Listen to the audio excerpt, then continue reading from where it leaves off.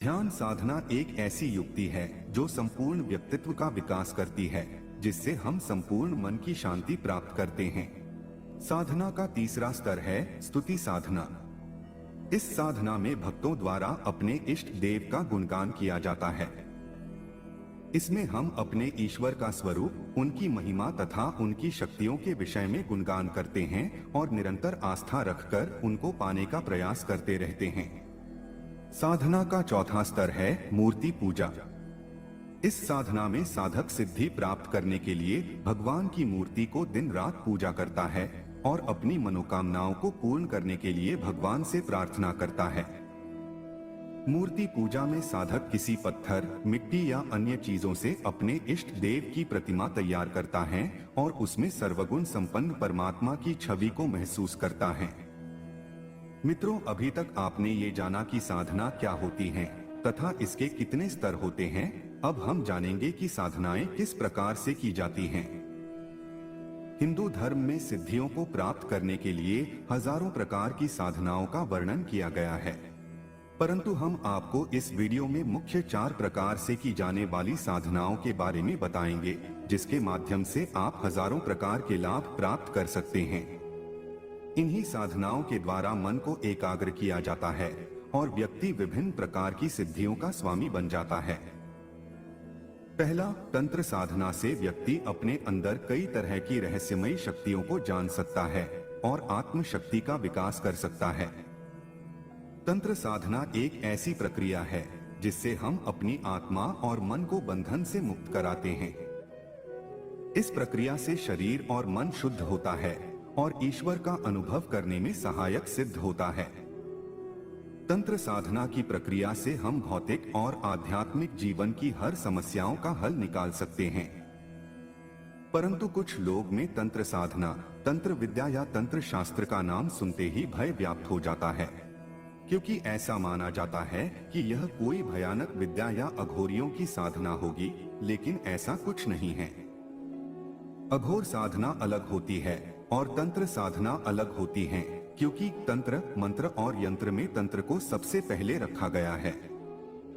तंत्र एक ऐसी विद्या है जो हिंदू धर्म के साथ साथ बौद्ध और जैन धर्म में भी इसका बहुत प्रचलन है। तंत्र साधना करने के लिए सबसे पहले आप इससे संबंधित किताबों का अध्ययन करें। संभवतः यह आपको हिंदू धर्म के सन्यासी समाज के मुख्य 13 अखाड़ों के सन्यासियों से मिल जाएंगे। इसके बाद किसी योग्य तंत्र साधक की तलाश करें और जब आपको कोई योग्य साधक मिल जाए तो उसके पास रहकर ही इस साधना को सीखें और करें, क्योंकि यदि आप सिर्फ 4 किताबें पढ़कर इस साधना को करेंगे तो आपको बुरा परिणाम भी मिल सकता है। यदि आपका उद्देश्य इस साधना के माध्यम से किसी का नुकसान करना है, तब भी आप इसे बिल्कुल ना करें, क्योंकि इसके परिणाम भी आपको ही भुगतने पड़ सकते हैं। चलिए अब मंत्र साधना के बारे में जानते हैं।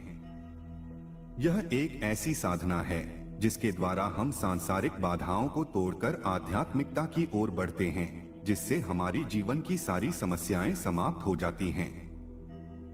मंत्रों का जाप करके अपने अंदर के समस्त विकारों को निकाल देते हैं, जिससे मन और मस्तिष्क में एक नई ऊर्जा का संचार होता है। हिंदू धर्म में मंत्र जपने का बहुत बड़ा महत्व है, क्योंकि मन को एक तंत्र में लाना ही मंत्र कहलाता है। उदाहरणार्थ, यदि आपके मन में एक साथ हजारों विचार चल रहे हैं, तो उन सभी को समाप्त करके मात्र एक विचार को स्थापित करना ही मंत्र का लक्ष्य होता है। यह लक्ष्य प्राप्त करने के बाद आपका दिमाग एक आयामी और सही दिशा में गति करने लगता है। मंत्र साधना में मंत्र से किसी देवी या देवता को साधा जाता है, मंत्र से किसी भूत या पिशाच को भी साधा जाता है और मंत्र से किसी यक्षिणी और यक्ष को भी साधा जाता है। मंत्र साधना भौतिक बाधाओं का आध्यात्मिक उपचार है। यदि आपके जीवन में किसी भी प्रकार की समस्या या बाधा है, तो उस समस्या को मंत्र जाप के माध्यम से हल कर सकते हैं। मंत्र जाप के 3 भेद होते हैं: वाचिक जप, मानस जप और उपाशु जप। वाचिक जप में ऊंचे स्वर में स्पष्ट शब्दों में मंत्र का उच्चारण किया जाता है। मानस जप का अर्थ मन ही मन मंत्र जाप करना होता है। उपांशु जप का अर्थ यह होता है कि मंत्र जाप करने वाले का जीभ या ओठ हिलते हुए दिखाई देता है, लेकिन आवाज सुनाई नहीं देती। इस तरह बिल्कुल धीमी गति में मंत्र जाप करना ही उपांशु जप कहलाता है।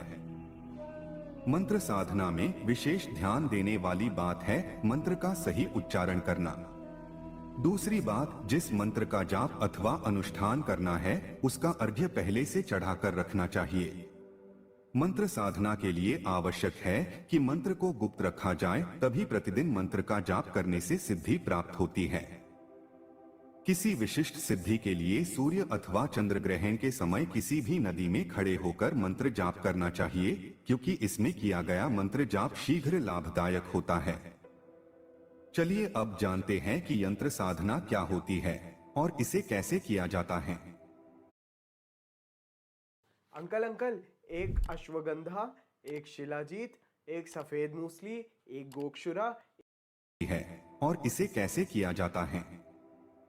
जिस प्रकार मनुष्य के लिए घर की आवश्यकता होती है जिससे वे सुखपूर्वक रहते हैं, ठीक उसी प्रकार देवी देवताओं के रहने के लिए निवास हेतु उपयुक्त स्थान को यंत्र कहा गया है। यंत्रों का एक नाम देवनगर भी कहा गया है। यही कारण है कि इस लिपि के आधार पर बनी भाषा को देवनागरी कहा जाता है। इन देवनगरों में न केवल देवता बल्कि प्रत्येक देव के अधिदेव, प्रत्यधिदेवता, परिकर आदि भी विराजमान रहते हैं। अतः यंत्र केवल कुछ रेखाओं का विनोदात्मक जाल मात्र न होकर साक्षात देवताओं का आवास गृह है। इन्हीं यंत्रों से व्यक्ति को देवताओं की कृपा दृष्टि प्राप्त होती है, जिससे देवता प्रसन्न होकर सर्वस्व प्रदान करते हैं।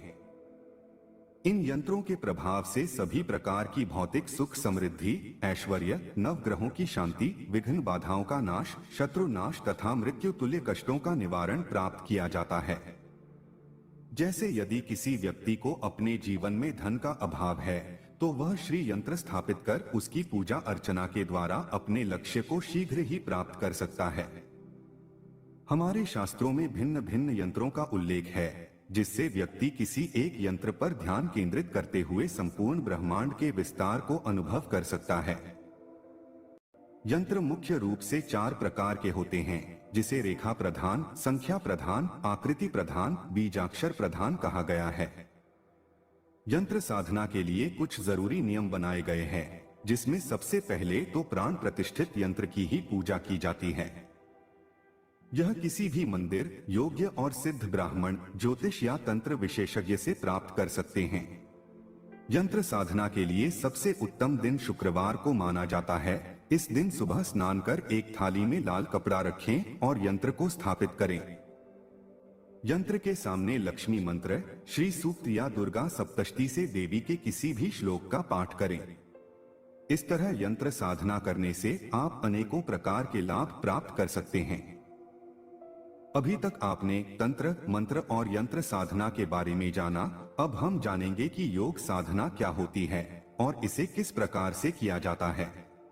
योग साधना एक ऐसी साधना है जिसको पूर्ण रूप से संयमित होकर करने से विभिन्न प्रकार के सत्यता का ज्ञान होता है और हम आत्मज्ञ बनते हैं।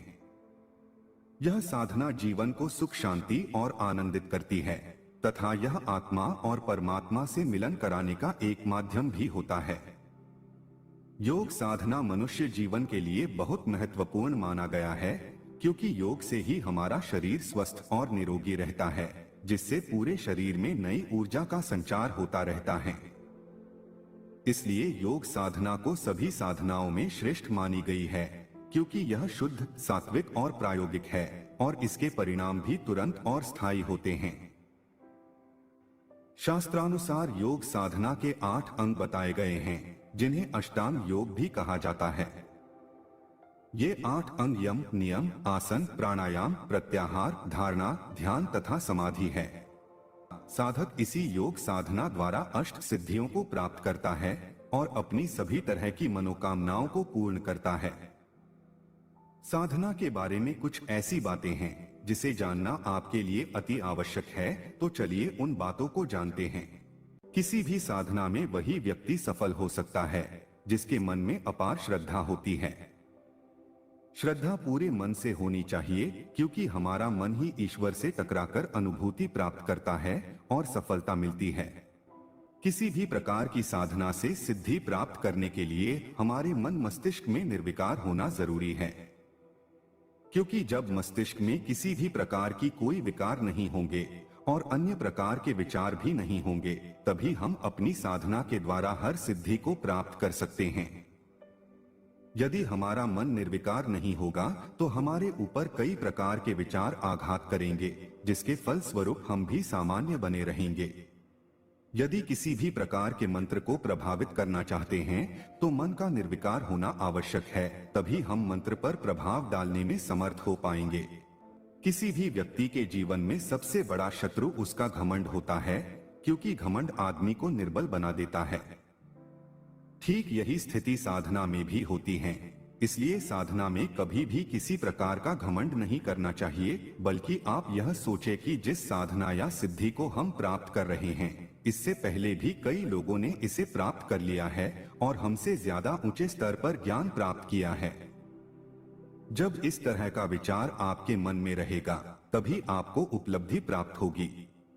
मित्रों, आप निर्भर होती है, ठीक उसी प्रकार हमारे अस्तित्व का जड़ हमारे शरीर में मौजूद रूट चक्र अर्थात मूलाधार चक्र है। मूलाधार का शाब्दिक अर्थ देखा जाए तो यह दो शब्दों से मिलकर बना है, मूल तथा आधार। मूल का अर्थ जड़ तथा आधार का अर्थ नींव होता है। दूसरे शब्दों में कहें तो मूलाधार चक्र का हमारे जीवन में अत्यधिक महत्व है। इसी चक्र से प्राण ऊर्जा जागृत होकर सहस्रार चक्र तक जाती है, जिसे दूसरे शब्दों में कुंडलिनी शक्ति भी कहते हैं। कुंडलिनी शक्ति इसी मूलाधार चक्र में सुप्त अवस्था में पड़ी रहती है। यह चक्र रीढ़ की हड्डी के सबसे निचले हिस्से में जननेंद्रिय तथा गुदा के मध्य में स्थित होता है। जब तक मनुष्य का मूलाधार चक्र शुद्ध नहीं होता, तब तक उसका जीवन तामसिक तथा मन विभिन्न आसक्तियों, भोग, संभोग, भ्रमों में फंसा रहता है। संतुलित तथा सक्रिय मूलाधार चक्र मनुष्य में सकारात्मक ऊर्जा, उत्साह तथा विकास लाने में सहायक होता है। यदि यह अशुद्ध या बंद है तो मनुष्य में नकारात्मक गुण जैसे कि सुस्ती, स्वार्थ तथा भौतिक आसक्तियां ज्यादा प्रबल हो जाती हैं। परिणाम स्वरूप मनुष्य निराश तथा दुखी रहने लगता है। इस चक्र का संकेत चित्र 4 पंखुड़ियों वाला कमल है, जिसका अर्थ है कि शरीर की 4 महत्वपूर्ण नाड़ियों से मिलकर इस चक्र का निर्माण हुआ है। यहां से 4 भिन्न ध्वनियों वम, शम, सम, शम का निर्माण होता है, जो मस्तिष्क तथा हृदय के भागों में प्रकंपन पैदा करती हैं। यह चक्र आपके दिल तथा दिमाग पर प्रभावी असर करता है, इसलिए इसका संतुलित होना अत्यंत आवश्यक है। कमल के बीच उल्टा त्रिकोण भी मूलाधार चक्र का एक सांकेतिक चिन्ह है, जिसका अर्थ है ब्रह्मांड से आने वाली ऊर्जा नीचे की तरफ प्रवाहित हो रही है। इस चक्र का रंग लाल है, जो शक्ति का प्रतीक है।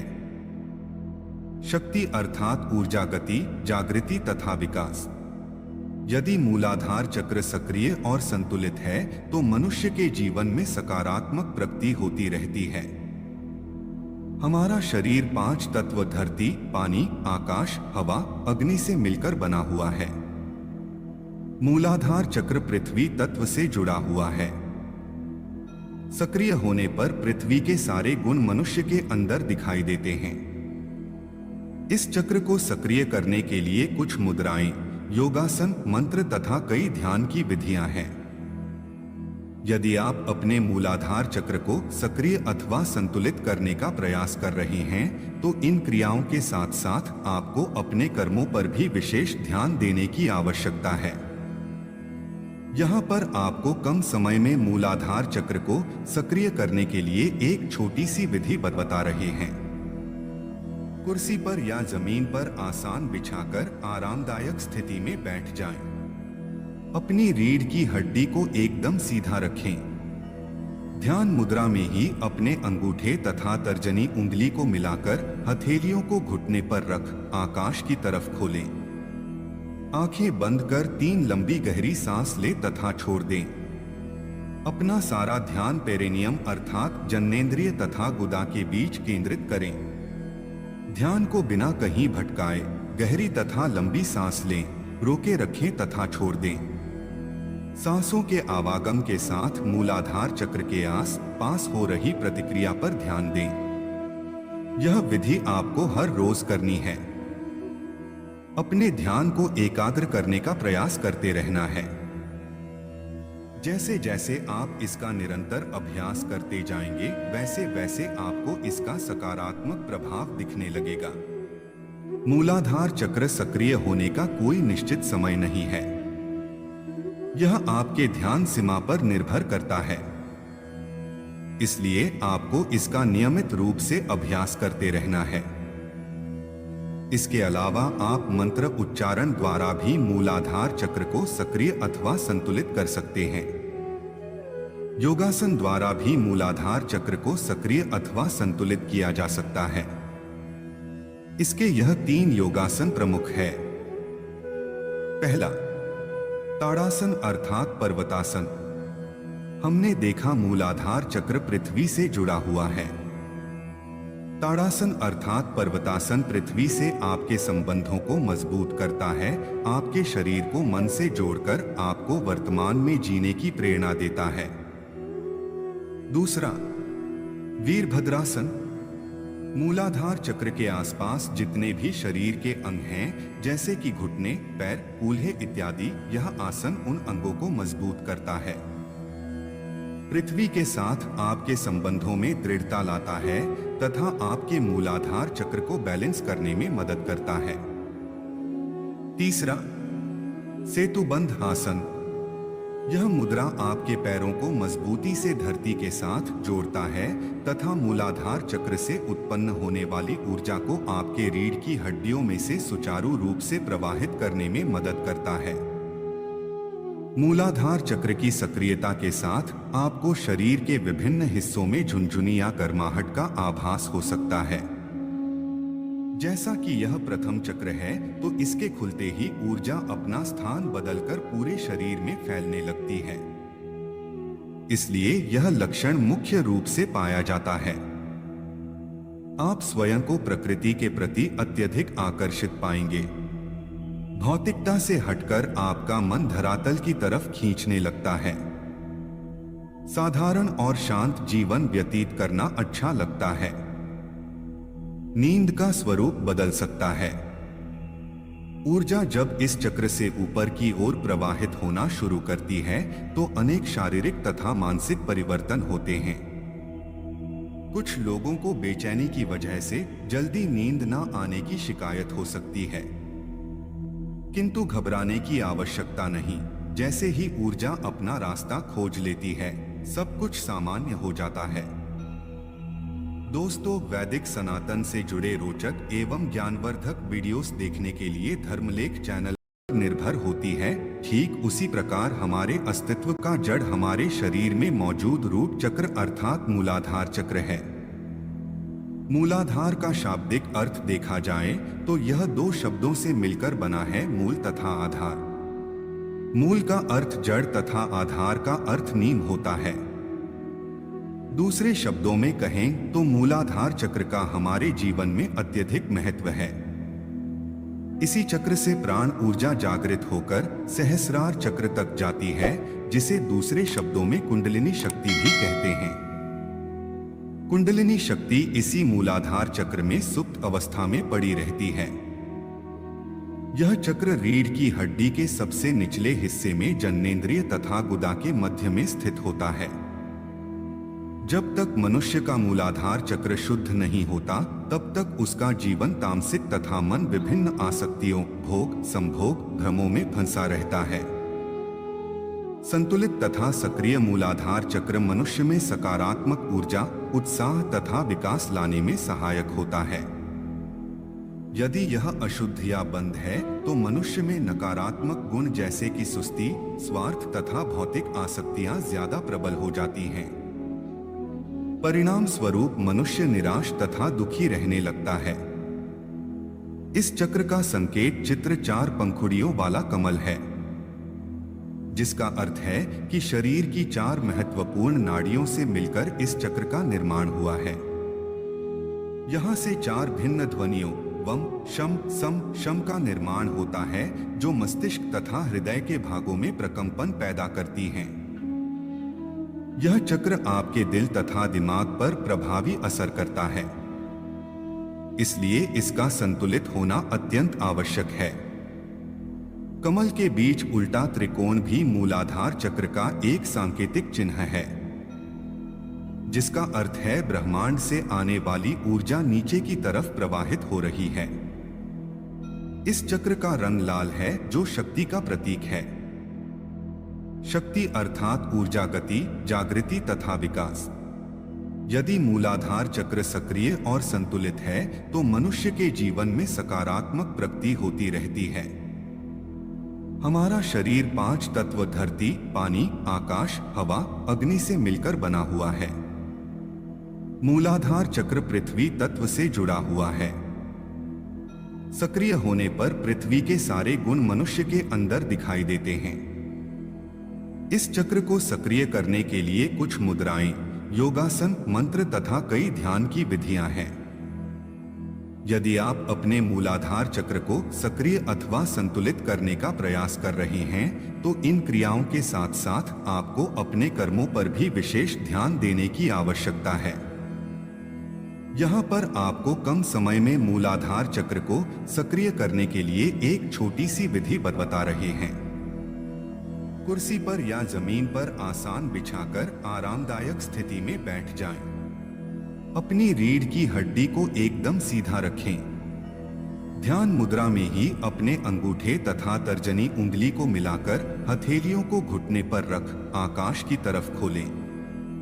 आंखें बंद कर 3 लंबी गहरी सांस ले तथा छोड़ दें। अपना सारा ध्यान पेरिनियम अर्थात जननेंद्रिय तथा गुदा के बीच केंद्रित करें। ध्यान को बिना कहीं भटकाए गहरी तथा लंबी सांस लें, रोके रखें तथा छोड़ दें। सांसों के आवागम के साथ मूलाधार चक्र के आस पास हो रही प्रतिक्रिया पर ध्यान दें। यह विधि आपको हर रोज करनी है। अपने ध्यान को एकाग्र करने का प्रयास करते रहना है। जैसे जैसे आप इसका निरंतर अभ्यास करते जाएंगे, वैसे वैसे आपको इसका सकारात्मक प्रभाव दिखने लगेगा। मूलाधार चक्र सक्रिय होने का कोई निश्चित समय नहीं है। यह आपके ध्यान सीमा पर निर्भर करता है। इसलिए आपको इसका नियमित रूप से अभ्यास करते रहना है। इसके अलावा आप मंत्र उच्चारण द्वारा भी मूलाधार चक्र को सक्रिय अथवा संतुलित कर सकते हैं। योगासन द्वारा भी मूलाधार चक्र को सक्रिय अथवा संतुलित किया जा सकता है। इसके यह 3 योगासन प्रमुख है। पहला, ताड़ासन अर्थात पर्वतासन। हमने देखा मूलाधार चक्र पृथ्वी से जुड़ा हुआ है। ताड़ासन अर्थात पर्वतासन पृथ्वी से आपके संबंधों को मजबूत करता है, आपके शरीर को मन से जोड़कर आपको वर्तमान में जीने की प्रेरणा देता है। दूसरा, वीरभद्रासन। मूलाधार चक्र के आसपास जितने भी शरीर के अंग हैं, जैसे कि घुटने, पैर, कूल्हे इत्यादि, यह आसन उन अंगों को मजबूत करता है। पृथ्वी के साथ आपके संबंधों में दृढ़ता लाता है तथा आपके मूलाधार चक्र को बैलेंस करने में मदद करता है। तीसरा, सेतुबंध आसन। यह मुद्रा आपके पैरों को मजबूती से धरती के साथ जोड़ता है तथा मूलाधार चक्र से उत्पन्न होने वाली ऊर्जा को आपके रीढ़ की हड्डियों में से सुचारू रूप से प्रवाहित करने में मदद करता है। मूलाधार चक्र की सक्रियता के साथ आपको शरीर के विभिन्न हिस्सों में झुनझुनी या गर्माहट का आभास हो सकता है। जैसा कि यह प्रथम चक्र है, तो इसके खुलते ही ऊर्जा अपना स्थान बदलकर पूरे शरीर में फैलने लगती है। इसलिए यह लक्षण मुख्य रूप से पाया जाता है।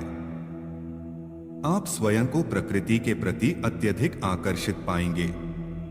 भौतिकता से हटकर आपका मन धरातल की तरफ खींचने लगता है। साधारण और शांत जीवन व्यतीत करना अच्छा लगता है। नींद का स्वरूप बदल सकता है। ऊर्जा जब इस चक्र से ऊपर की ओर प्रवाहित होना शुरू करती है तो अनेक शारीरिक तथा मानसिक परिवर्तन होते हैं। कुछ लोगों को बेचैनी की वजह से जल्दी नींद न आने की शिकायत हो सकती है, किंतु घबराने की आवश्यकता नहीं। जैसे ही ऊर्जा अपना रास्ता खोज लेती है, सब कुछ सामान्य हो जाता है। दोस्तों, वैदिक सनातन से जुड़े रोचक एवं ज्ञानवर्धक वीडियोस देखने के लिए धर्मलेख चैनल